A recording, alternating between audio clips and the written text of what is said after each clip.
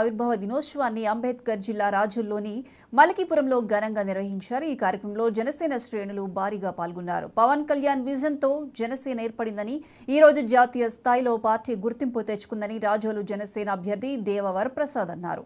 రాబోయే రోజుల్లో ప్రభుత్వాన్ని ఏర్పాటు చేసే దిశగా జనసేనని అభివృద్ధి చేస్తామని ఆయన అన్నారు.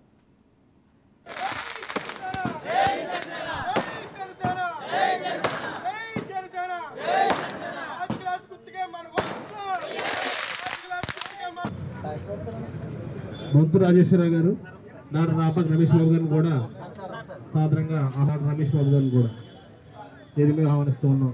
వేడి పడ్డది జెండా